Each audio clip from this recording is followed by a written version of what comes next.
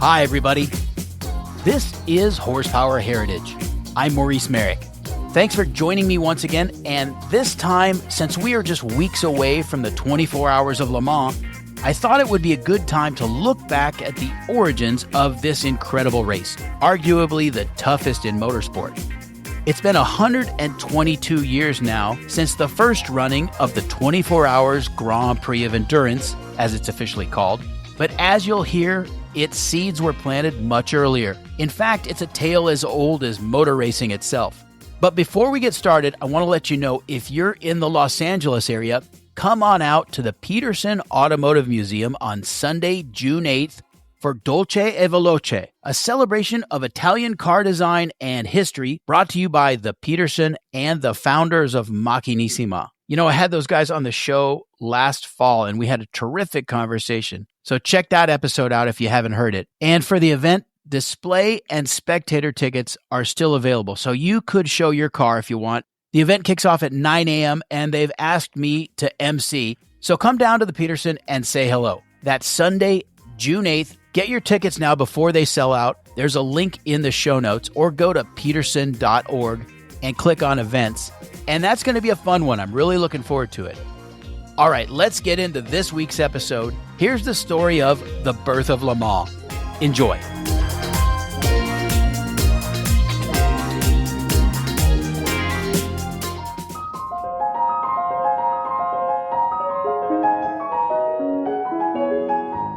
As soon as the motor car was invented, it was clear that the days of the horse and buggy were numbered. But many people saw this new invention as a nuisance and, even worse, a public menace. The world simply wasn't organized to support these clattering, snorting contraptions. And the appearance of a motor car bouncing along some dusty two-track at a blistering and scandalous 20 miles per hour would scare livestock, surprise local residents, and generally disturb the peace and tranquility. And there was no infrastructure, no stop signs, no filling stations, no service garages, and virtually no paved roads. Just think of that, how different the world really was. This was the greatest societal upheaval since James Watt perfected the steam engine over 100 years earlier and effectively set off the Industrial Revolution. But as soon as there were cars, there were also enthusiasts who couldn't get enough of them. Automobile clubs sprang up virtually overnight with the intent of promoting and defending every aspect of motoring, whether it was to influence legislation, lobby for road construction, make sure that fuel and spares would be available, and even organize competition. In the late 19th and early 20th century, auto racing was a sport of the wealthy, and a matter of national pride for every manufacturer who could hope to compete. Since purpose-built racetracks were not yet established, most events were city-to-city runs on public roads. That was a subject of constant controversy, because fatalities for both drivers and spectators were common. At various times, there were sweeping bans of the practice, but commercial interests usually prevailed. Automakers needed to sell their cars, and one great way to promote them was through racing. Newspapers saw the growing excitement for racing, and they knew it would sell more papers. And among the automobilists themselves, there were influential businessmen who sponsored and promoted the most ambitious contests in the world. There was the Vanderbilt Cup, held in Long Island, New York, and founded by Willie K. Vanderbilt, heir to the New York Central Railroad fortune. But before that, there was the Gordon Bennett Cup, founded by James Gordon Bennett Jr., who had succeeded his father as the owner and publisher of the New York Herald, the rival newspaper of the New York Times. Gordon Bennett was born into wealth in 1841 and spent his school years in France. Depending on your point of view, Bennett was either one of the world's greatest sportsmen or one of the world's most spoiled rich boys. And the truth is really somewhere in the middle. Bennett traveled in a lavish private railroad car and maintained grand homes in New York, Newport, Rhode Island, and Paris. He essentially introduced the sport of polo to America and was a prominent yachtsman, winning the world's first transatlantic yacht race in 1866. Bennett's business interests were ambitious too. He published London and Paris editions of the Herald newspaper and even launched a corporation to lay a transatlantic telegraph cable from New York to Ireland, England, and France, which ended the communications monopoly of the Western Union Telegraph Company. So by the late 19th century, when the motor car seemed to be the way of the future, Bennett decided to seize the moment. He would organize the first international trophy in motor racing and promote the spectacle in the pages of the Herald. Entries were sought from automobile clubs of France, Great Britain, Germany, Belgium, Austria, Switzerland, Italy, and the United States. Only 3 entries per nation were permitted, no matter how many manufacturers from any given country might be interested. The cars were required to be built entirely in their home country, and they would prove their speed and reliability on a course over public roads. The winners would then defend that title each year on a new course in whichever country held the cup. The inaugural Gordon Bennett Cup race kicked off before dawn on June 14th, 1900. Only 4 countries showed up, though: France, Germany, Belgium, and the United States. Of the 7 cars among them, 2 failed to start. And incidentally, it was this race that began to establish the official racing colors of each nation in which the cars would be painted. There was blue for France, white for Germany, yellow for Belgium, and red for the United States. When Great Britain joined the fray in 1902, they selected green.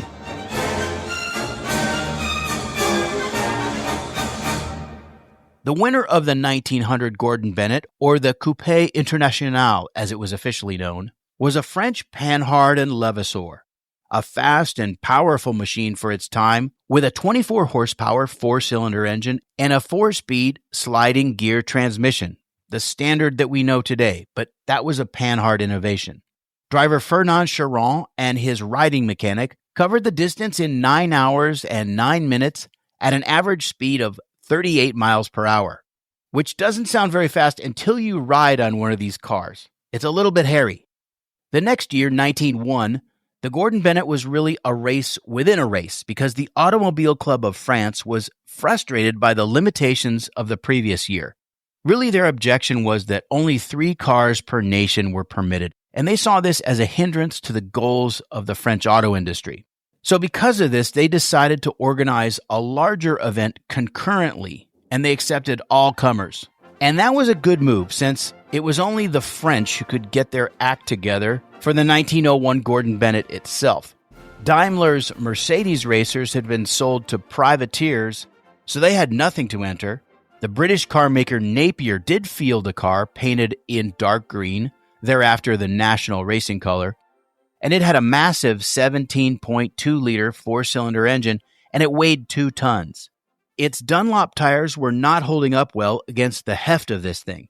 Its driver was a Napier agent named Selwyn Edge, and he drove it all the way to Paris, but the Dunlops were in terrible shape when he arrived, and he had no choice but to fit the car with Michelin tires, which of course are French, and probably he did that hoping no one would notice. Of course, someone did, and the car was disqualified since the tires were not made in Britain per the rules. All was not lost for Edge, though. He simply entered the open event that the ACF had established. So France was alone in defending the Cup for that second year, and they had 3 entries. Of course, that didn't guarantee a win, but one car did finish, this time on a course between Paris and Bordeaux. And again, it was a Panhard and Levasseur. In the third year, 1902, again there were no Germans. Apparently neither Benz nor Daimler were interested. The Italians, namely Fiat, still weren't ready. No American entries appeared either. But Selwyn Edge was back with a lighter weight rebuilt Napier, joined by 1 entry from Wolseley, and France had 3 cars once again. This time the course was an ambitious 615-mile route over 3 days from Paris and then through the Alps to Innsbruck, Austria. Each of the 5 cars had trouble along the way, and in the end, it was just Edge and his Napier that managed to hold together, and he took the Gordon Bennett Cup, which meant that the 1903 event would relocate to Great Britain. But in the meantime, the Automobile Club of France had plans of its own. Now remember, France was the industry leader with many engineering firsts. They had the best roads in Europe and about 350 car makers, not all of which were truly capable of series production as we know it. But nevertheless, national pride and, most importantly, profits were on the line. And again, there was that sticking point. Only 3 cars from each nation were allowed to compete. So together with the Automobile Club of Spain, the ACF conceived a race that would overshadow the Gordon Bennett. A 4-stage event of 812 miles from Paris to Madrid, with multiple classes based on weight.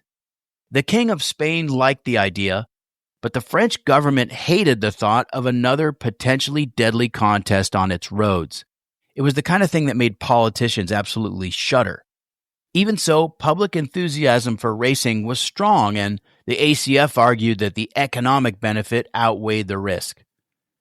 So eventually the government relented to the pressure, and the Paris-Madrid race was set for May 24th, 1903. Interest in the race far surpassed everyone's expectations. The French press billed it as the greatest race in history. That weekend, every train car in the country seemed to be packed with spectators on their way. Innkeepers had sold out all along the route. Over 200 cars and motorcycles of every type and size made the start. Every top driver of the day was there, along with some notable up-and-comers, like Charles Rolls, who at the time was a West London car dealer and had yet to meet Henry Royce. Another was 22-year-old Vincenzo Lancia, driving for his bosses at Fiat.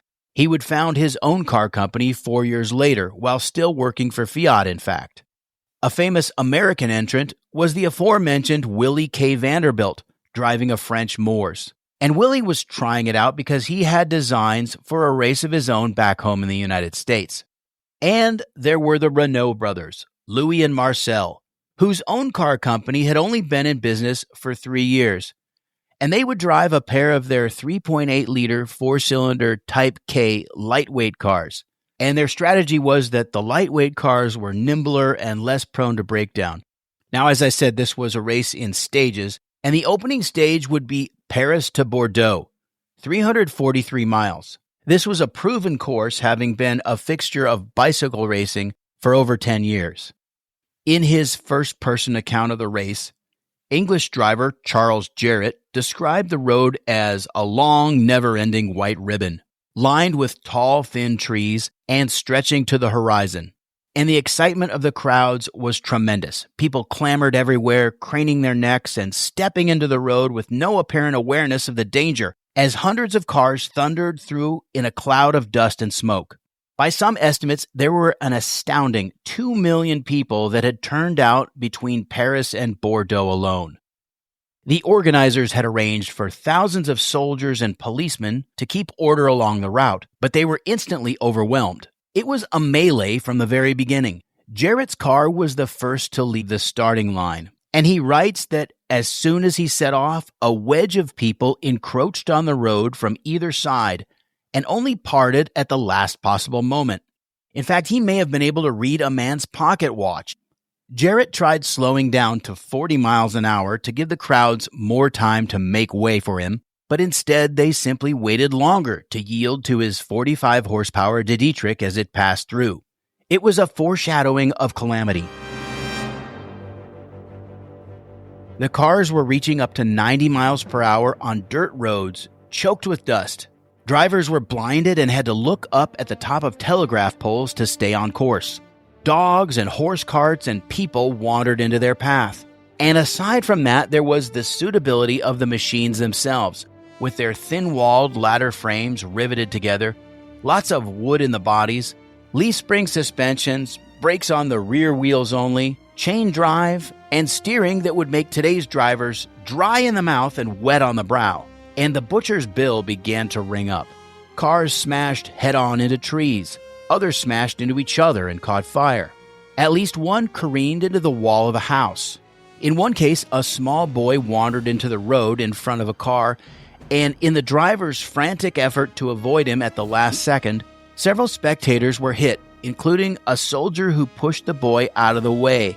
The boy lived and the soldier died. 300 kilometers into the race, Marcel Renault tried to overtake another car and dropped one of his wheels into a drainage ditch. The car pitched over and Renault was thrown violently from the wreckage, striking a tree head first. He suffered a spinal cord injury and was rendered comatose and died in a nearby farmhouse 2 days later. At the time of Marcel Renault's crash, his brother Louis was far ahead. In fact, he was the first to reach the finish line, and he learned of the accident upon his arrival in Bordeaux. Now, you might think that meant Louis had won the stage, but in fact, no, because after the official time checks were examined, the eventual winner was a Parisian driver named Fernand Gabriel in a Moors. Charles Jarrett in his De Dietrich came in fourth, and as more cars reached the finish, Jarrett began to hear rumors of the carnage. To no one's surprise, the authorities called an end to the contest right there in Bordeaux. In fact, the cars weren't even permitted to drive away under their own power or even be restarted. Instead, they were impounded, towed by horse to the Bordeaux Saint-Jean station, where they were loaded onto rail cars and shipped to Paris. Charles Jarrett later went back over the route, and of his fellow racers, he marveled not that anyone had been killed, but that so many had escaped disaster. Immediately, many of the newspapers turned against motor racing as a scourge. Others callously wrote off the fatalities as the cost of doing business. But whatever they wrote, coverage was highly sensational and polarized. There's no exact count, but most historians would probably agree that at least 20 people, drivers, riding mechanics, and bystanders, died during the Paris to Madrid debacle. And it was a terrible tragedy. And this all happened just weeks before the scheduled 1903 Gordon Bennett Cup race that would be held in Great Britain. And the tension must have been keeping the organizers of that race awake at night. No doubt they were keenly aware that international attention would now pivot toward them, putting their personal reputations at stake, and anything less than a vindication of the sport of motor racing would satisfy anyone. Race day came, and when it did, the level of organization was much improved. Ireland was chosen to host, and instead of a point-to-point race, it became a circuit in two separate sections which formed a figure eight. Thousands of spectators again turned out to watch 12 entries from Britain, France, Germany, and the United States turn lap after lap through little villages and countryside. The crowds pressed forward, but they were firmly held at bay by a phalanx of police and soldiers. Every manufacturer brought the mustard, but 7 of the 12 entries retired because of breakdowns or crashes. And Selwyn Edge, you remember him? He was disqualified because of enthusiastic but prohibited assistance from spectators who push-started his Napier.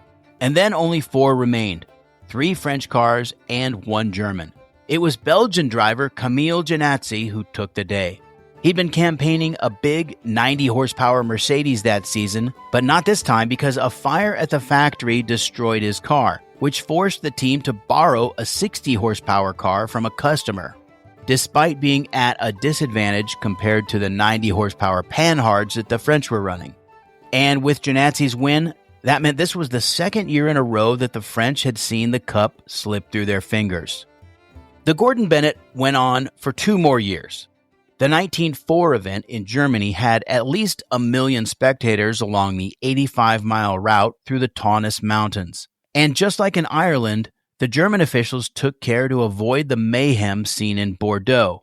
For the whole year, there were improvements made in bridges, corners, widening the road where necessary. There were also street sweepers that were deployed to groom the paved sections of the course for about 8 to 10 days before the actual race. And they also sprayed oil on the dirt sections to keep down the blinding dust.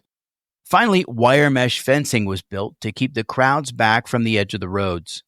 The mountainous course was a serious challenge to the cars, and many had already begun to falter in the first lap. Broken steering, broken drive chain, a jammed throttle linkage, Faulty ignition systems, leaky coolant pipes, you name it. And it quickly became a battle between Émile Genazzi in his Mercedes and Leon Terry in his Richard Brasier. And although Genazzi finished first, Terry had a lower overall time over the 4 laps of the course, and he was declared the victor. And to everyone's relief, there were no fatalities, thanks in part to the careful preparation done by the German authorities. Even so, in the wake of the Paris-Madrid debacle, there was the issue of what to do about the future racing on French soil. It was a question that a man named Georges Durand had been contemplating for some time. The 38-year-old Durand was from the Sarthe in western France, known for its industry and agriculture and the vineyards of the Loire Valley, and also for cycling events. He was fascinated by the motorized age, and he'd been involved with a local motorbike touring club. And he was fond of motor racing, but he realized the sport could not flourish in France if it depended on city-to-city courses. During the 1880s, Durand had worked in road building around the town of Le Mans. Since he knew the area well, he sketched out a circuit just to the east of town that would still use public roads but be manageable for the authorities. His ideas gained financial backing from a number of businessmen in the region, including Amédée Bollée, who owned a foundry, and his family's primary product was church bells. But in the 1870s, he constructed a steam-powered carriage that shuttled passengers between Le Mans and Paris. It was called the Obedient One, and it's a total monster. In fact, he built a series of these massive road-going locomotives, and they were so advanced for their time that he earned great respect among the pioneers of the French auto industry in the years to come. Now, before the 1905 Gordon Bennett was held, the ACF's long frustration with the structure and rules had reached a breaking point, and the club announced it would be its last year participating. Instead, they would host their own event with a purse of 100,000 francs as the prize. Other national automobile clubs, especially the British, objected, probably interpreting the move as an attempt by the French to have more control over international racing than they were due. But the British had no recourse. Durand, Bollée, and an engineer named Louis Vernet came up with a comprehensive proposal to host the ACF in Sarthe, and that met with the club's approval. And Durand and Company signed a contract to manage this new race. With this development, it was decided that 1905 would be the final year for the Gordon Bennett Cup. Hosting once again, France gave it a good send-off, with a circuit designed by the Michelin brothers. And again, safety for all was the paramount concern. Leon Terry won for the second year in a row in his Richard Brasier, and the page turned to the next chapter, the Grand Prix. Now, rather than a single international event with a changing venue, as in the case of the Gordon Bennett, this new model was for a series of flagship national races each season. Several annual races eventually fell under this umbrella, including the Vanderbilt Cup, the new Targa Florio in Sicily, the Circuit of the Ardennes in Belgium, and the Isle of Man Tourist Trophy. But it was the French who originated the Grand Prix. Once the ACF had agreed to the plan, the Auto Club de la Sarthe was created as the local managing authority, and a wooden board track was built through forest and field to link several public roads together into a triangular circuit 64 miles long.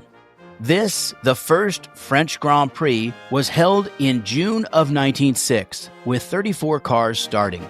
12 laps of the circuit, and 12 hours later, 23 cars had retired, and the winning machine was a Renault. And this was the origin of what would become the 24 Hours of Le Mans.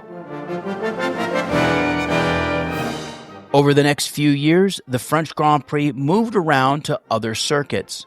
An international economic recession beginning in 1908 had an impact on the size and regularity of races. And then the Great War brought international motor racing to a halt in August of 1914. It was nearly a decade before the thunder of competition returned to Sarthe.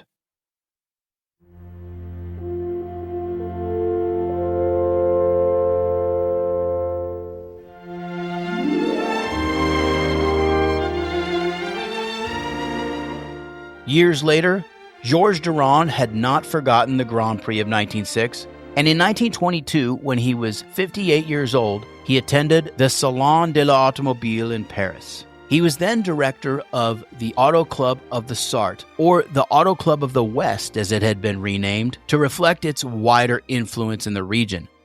And it was at the motor show that he met with two other enthusiasts, engineer and motoring journalist Charles Faroux and Émile Coquille, the French agent for Rudge Whitworth, the pioneering British manufacturer of wire wheels and inventors of the center nut self-locking hub. Coquille shared his ideas about a new race intended to promote production cars rather than special competition-only models. It should prove the cars over an extended period, be open to all, and spur technological progress in every aspect of the motor industry. And Coquille wasn't quite sure how long this race should be, maybe 4 hours, maybe 8 hours. 8 to 10 hours was about the limit up to that point, but it was Durand's idea that the race should last for 24 hours. And that thought seemed to grow on Faroux and Coquille. The three men quickly fleshed out many detailed rules, such as factory teams as well as privateers could enter, but in order to qualify, a manufacturer should have produced no less than 30 identical examples of the car that one intended to enter, the process known as homologation.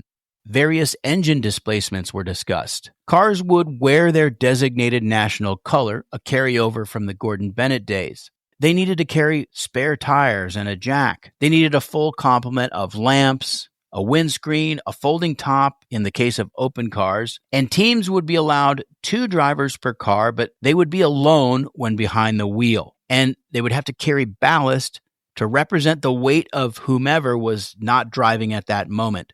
Their machines must be shut off during refueling as a matter of safety, but also to test the starter.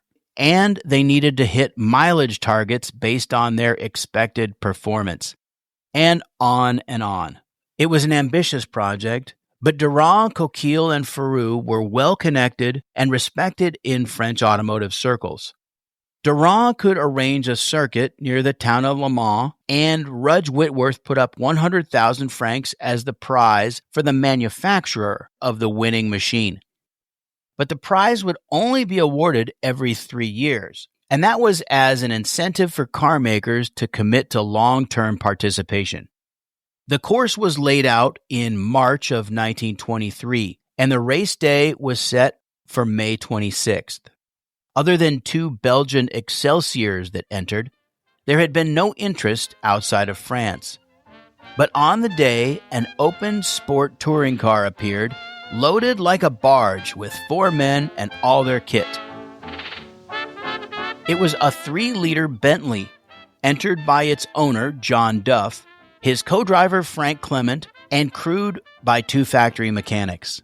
W.O. Bentley, the 33-year-old founder of the company, thought it would be a waste of time, and he couldn't understand why Duff was interested. But in the years to come, Bentley and Le Mans would be indelibly connected as their fame grew together.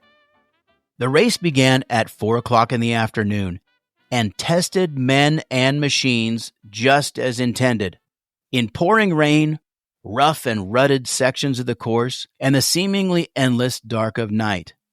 24 hours later, a Chenard and Walker was the winner. Not surprising because 17 of the entries were French, but soon manufacturers in other nations would finally see the potential of this event. The 24 Hours of Le Mans was also the start of a bifurcation in European racing. And that is to say, a distinction between sports car endurance contests and Grand Prix, which became the domain of purebred race machines. And of course, after World War II, Grand Prix was reconstituted as Formula One. And here's the other genius thing about this whole concept. The idea that a car that won Le Mans could be picked up off the showroom floor was of enormous marketing value. and not just for expensive cars. Because of the later development of official racing classes, even everyday cars could prove their quality. The race also firmly established closed-circuit racing as the standard. Racing entirely on public road courses didn't go away. The Mille Miglia and the Targa Florio, for example, ran for decades in Italy, but they're gone now after many tragedies, and the closed circuit is here to stay. On that weekend in 1923, the victorious Chenard and Walker reached a top speed of 93 miles per hour, and it made 128 laps of the course. And those numbers have steadily increased in the top class ever since, with a little bit of variation here and there. In 2024, the winning Ferrari 499P hit 213.37 miles per hour and made 311 laps. And by the way, that's not the highest in Le Mans history, and you'll see why shortly. But that's it. That is the story of the birth of Le Mans. And now, just for a bonus, here are a few firsts and lasts in Le Mans history. The first Ferrari to win was a 166 Mille Miglia Barchetta in 1949, just 2 years after the company was founded. That was also the first post-war running of the race. In 1951, a Lancia Aurelia B20 GT became the first car in the race fitted with radial tires, which were invented by Michelin in 1946. And what better place to prove them, right?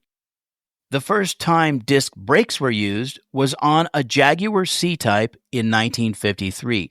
Developed in cooperation with Dunlop and using aviation technology, they allowed the Jags to brake later than usual, and they cut the total braking distance in half compared to drum brakes.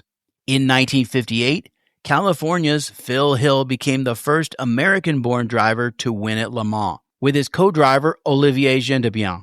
Now notice I said American-born because actually Luigi Chinetti was a naturalized American citizen at the time of his win with Ferrari in '49, but he was born in Italy. And of course, Chinetti became a Ferrari distributor in the United States. The first prototype class was introduced in 1963 with the Ferrari 250P. Now, there had been an experimental class prior to that, but of course, the Ferrari P cars of the 60s are what everybody thinks about when you think about the history of prototypes at Le Mans. The first rear wing appeared on the 1967 Chaparral 2F, and many aerodynamic features have been tested and perfected at Le Mans, things like splitters, belly pans, and the camtail. The first win with a carbon fiber chassis was in 1988 with the Jaguar XJR9. It was in keeping with the race's long history of introducing innovative materials. The first Japanese car to win was the Mazda 787B in 1991. Boy, that thing was a beast.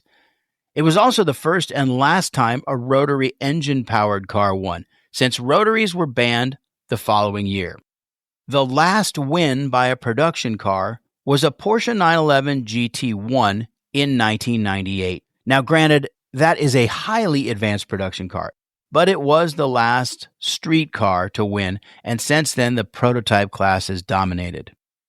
The last Le Mans start, where drivers sprinted across the track to their cars, was in 1969. And with that practice, drivers were often tempted to just forego the seat belts if they had them. They would start the car and roar off, and many drivers were killed being thrown from their machines.